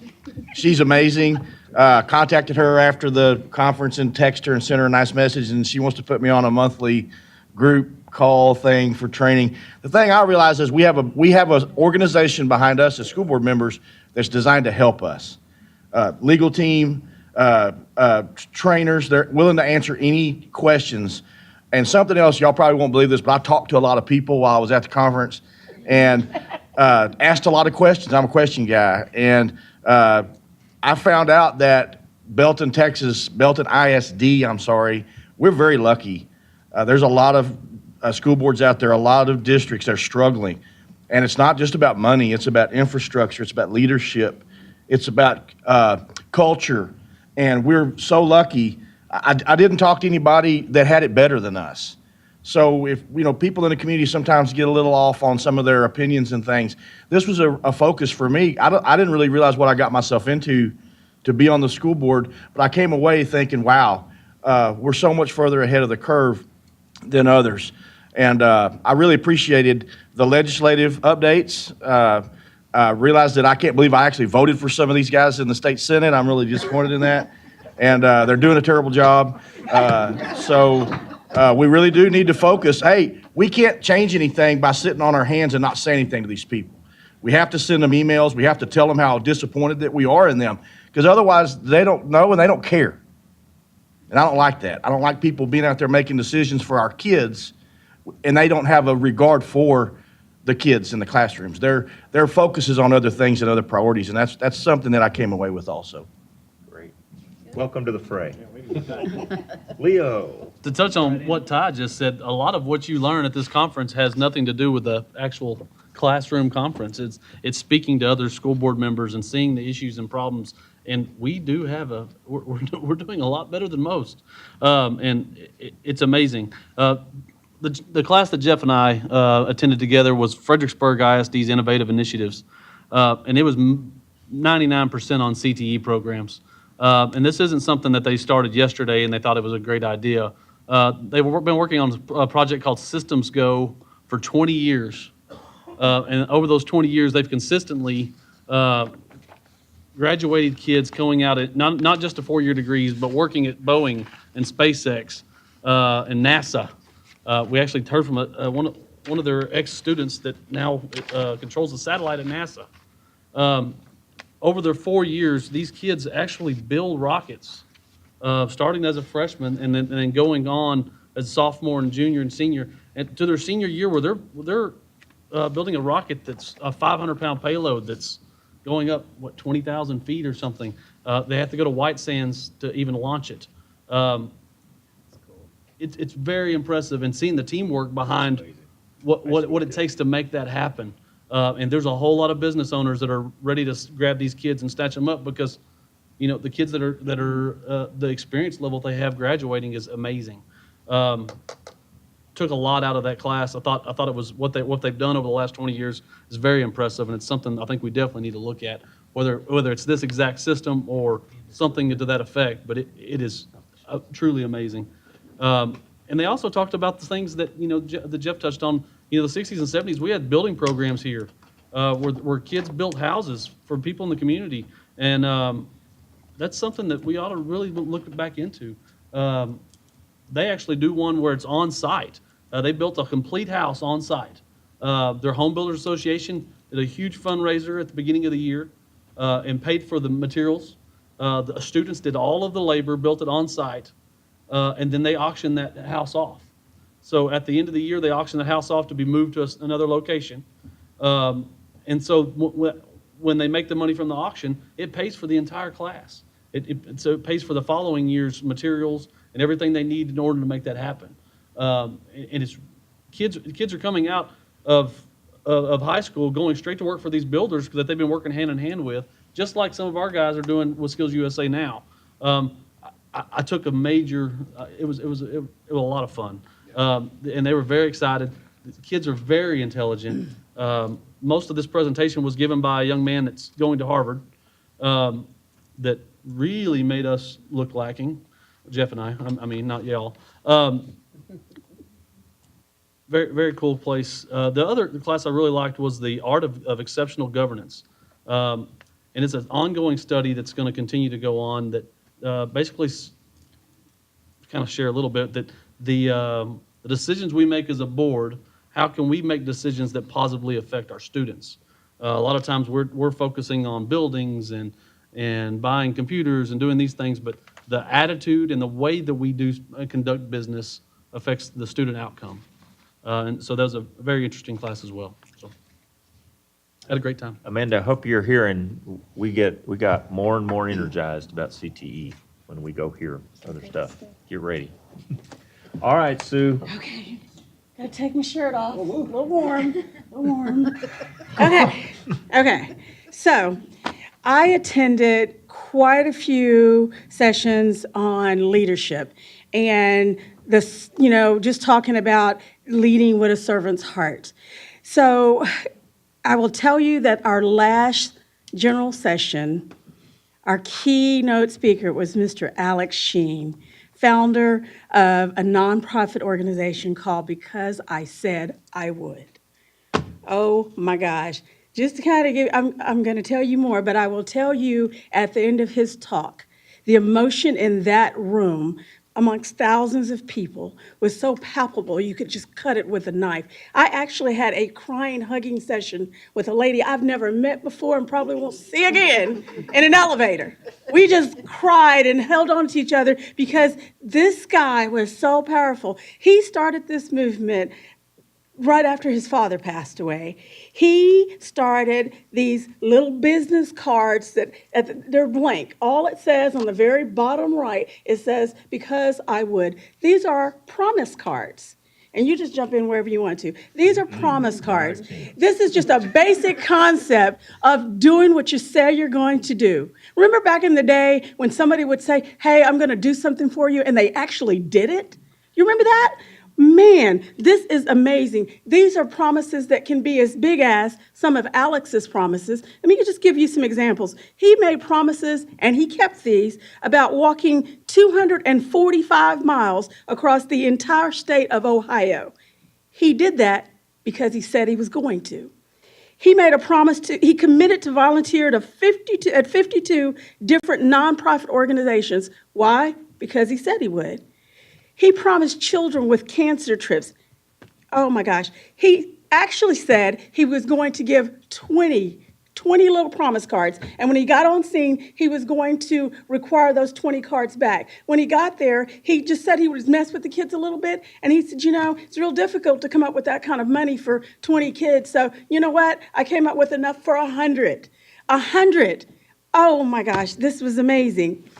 The last little story I will tell you, and I'm going to try to say this without crying because this is so powerful. When somebody makes a promise and they keep it. He told us of a dad who his daughter was in the 8th grade, and he called him the napkin dad. And every day, that young lady at lunchtime was able to open up her lunch and find a note written just on a little napkin, something you'd get from the chicken place or wherever you eat out, wherever you choose, just a little handwritten note. Could have been something like winners never quit or any of that. Well, he found out that he was dying. He was dying of cancer, and he knew he wasn't going to be around. So he made a commitment to sit down and write enough. He figured out how many notes he needed to write to get that young lady from 8th grade through her senior year. I believe that total was 886 notes. Just so that, because he made that promise. How powerful is that if somebody says they're going to do something and they actually do it? Now, I'm going to bring that back here to this board right here. I made a promise to the citizens of this community, to the area that I live in, just to myself, that I was going to be the best trustee I could be. Anything I undertake, I try to do the best that I can do. But I will tell you, after listening to Alex Sheen just kind of give us all of those gut-wrenching stories, it just hit me here, because it made me remember the why of what I do. I want to be the best trustee that I can possibly be. I want to be the best servant-hearted leader that I can be for this community, for this school district, for you, for myself. So I've already made this promise to myself. Now, he said you can make big promises or you can make little promises. You can make promises to other people or you can make them to yourself. What I wrote on my very first card the other day was, I'm going to continue to learn all that I need to learn to do the job that has been put forth for me. Not just school district information, just whether it's a parent, a grandparent, whatever I need to do to be the best human being I can be, that's what I'm going to do. Well, I'm going to actually give a card to each one of my colleagues up here, and you all do whatever you want to do. I will tell you that one of the stories he shared with us was about a young lady who decided she was not going to text and drive. So she wrote on here, I will no longer text and drive. Put it in the console of her car, and every morning she just put that note on the front of her cell phone so that she was reminded of what she wasn't going to do. So I say all of this because, again, because I said I would, that's what I'm going to do. You go, girl. Good job, Sue. I'm going to give you a card. You just write whatever you want and give you a card. Alex Sheen was And you just pass those down. very inspiring.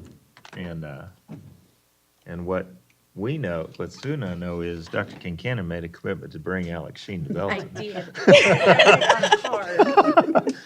And I have that card in my possession. Thank you all for being with us this evening. Does anybody have anything we haven't mentioned? Our next regular meeting is July 17th, and the only thing between now and then specific to us is the 4th of July parade. We'll have the bus, big red bus, out, and if you want to be part of that and ride the bus, you're welcome to. Otherwise, be on the sidelines with me cheering for our kids. Thank you all for joining us tonight. It is 7:29, and we are adjourned.